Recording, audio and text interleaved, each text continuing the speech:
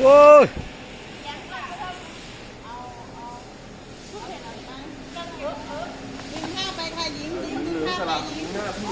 ย่าพึ่งค่ะให้ดูดึงซาดก่อนแม่แล้วคุณพี่จะไปอยู่ที่ไหนคะเฮ้ย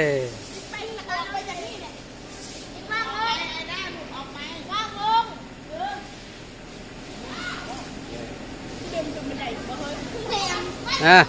ยคือไรมูคือกันเถอะเข่าโคกคักเลย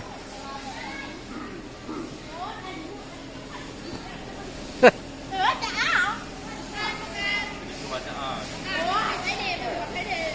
ม่กลัวเกลือไม่ใช่